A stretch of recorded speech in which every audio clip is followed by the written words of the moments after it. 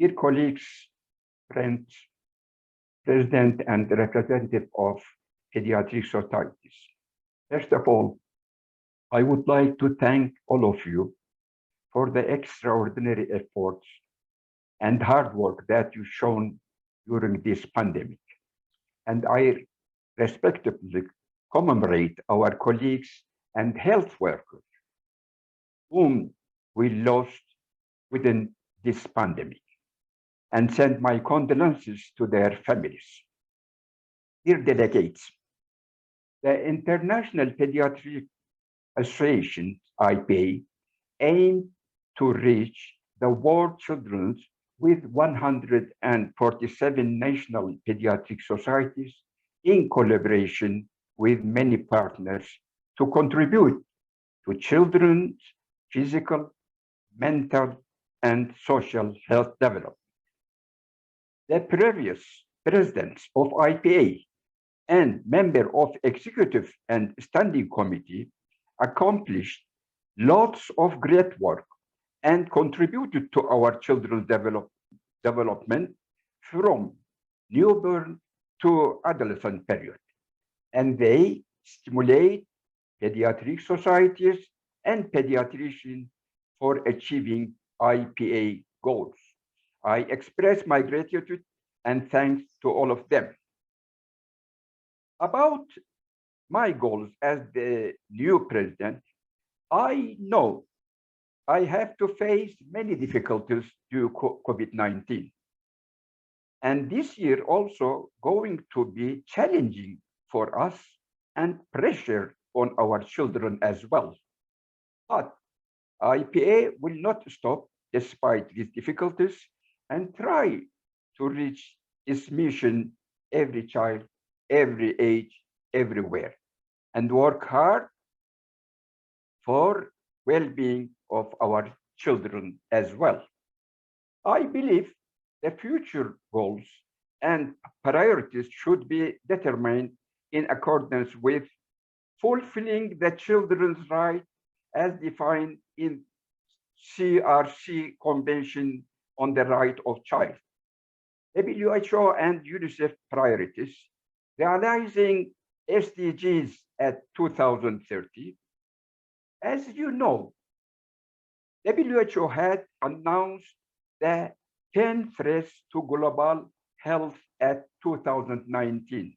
It was as follows: air pollution and climate change, non-communicable diseases, global influenza pandemic, antimicrobial resistance, fragile and vulnerable setting, vaccine hesitancy, weak primary care health, HIV, Ebola, and dengue.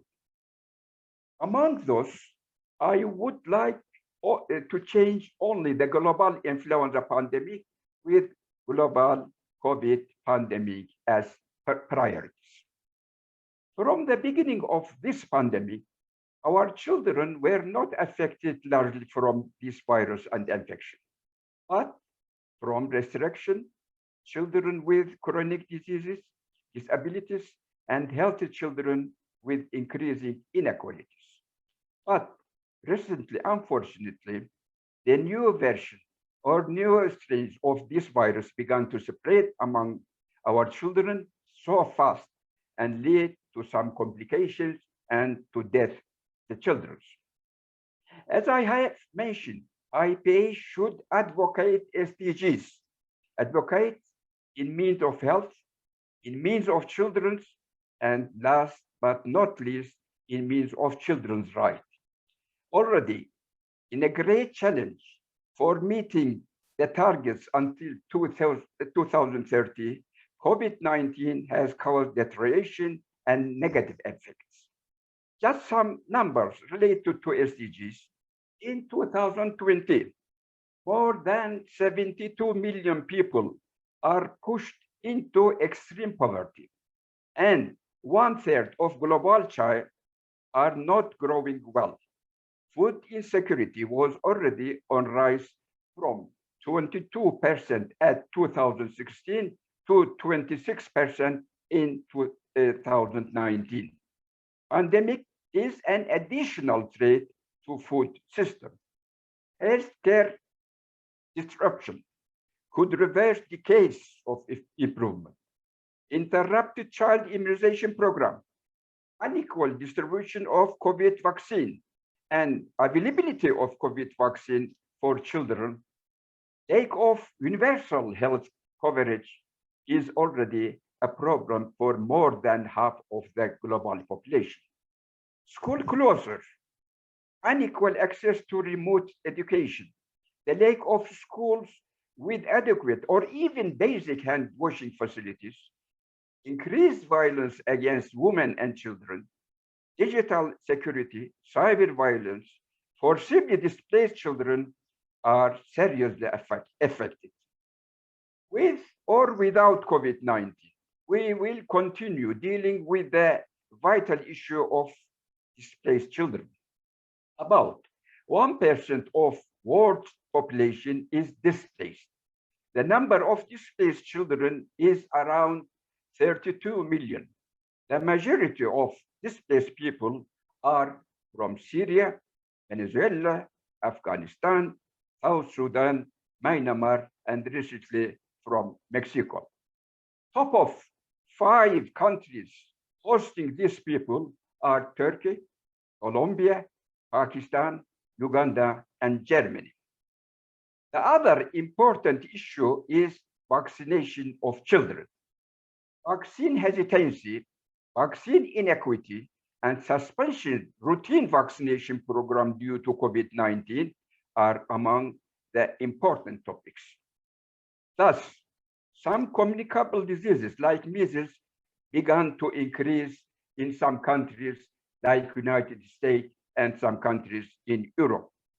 The ratio of agreeing to vaccination is about 80%, and still 20% are refusing or hesitating about vaccines worldwide.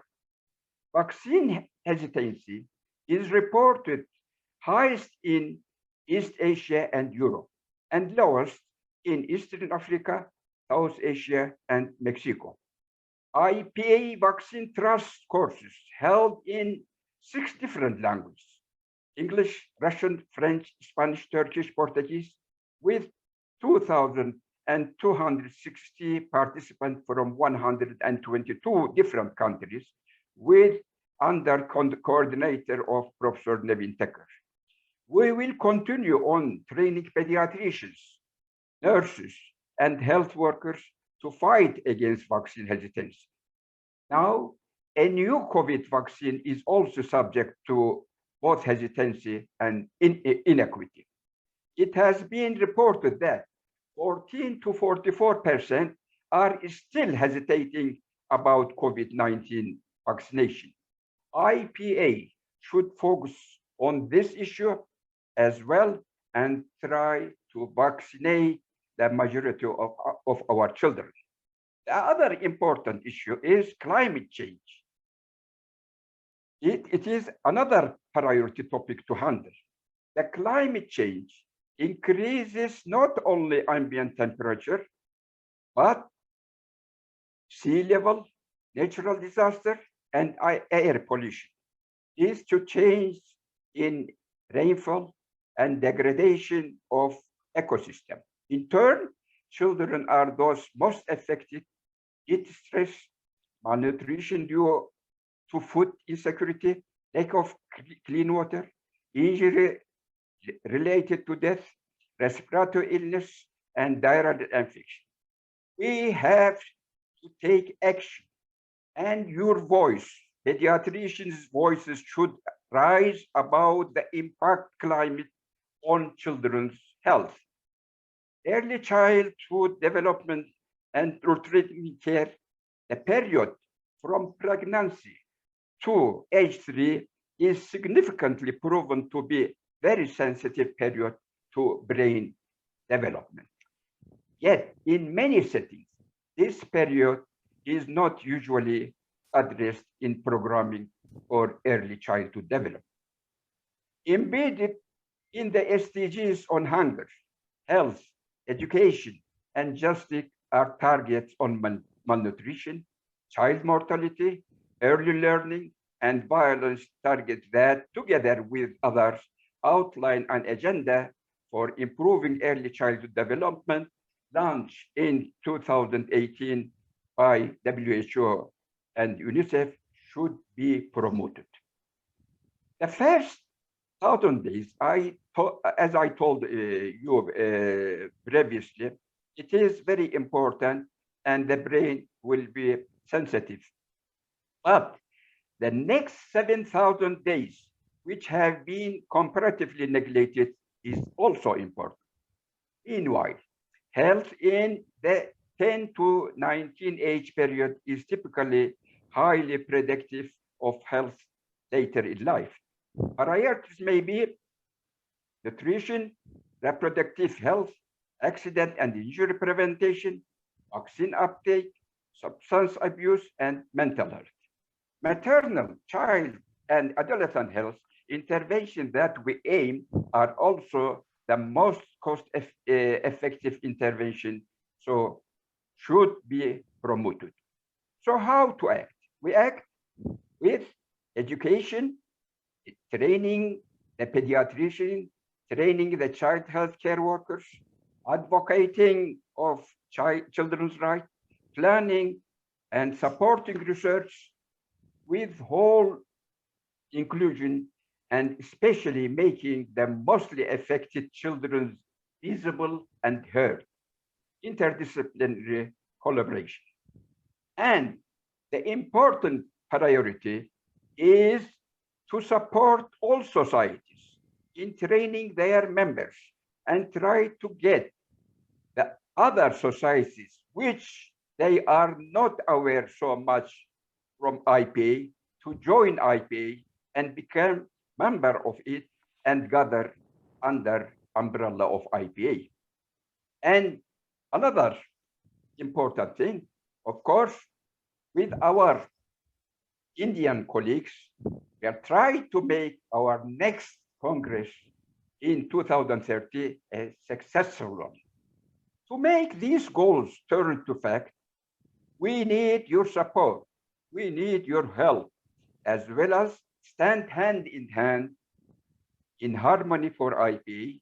We continue on this mission and we will work hard for our future, for our children's health, well-being, and development.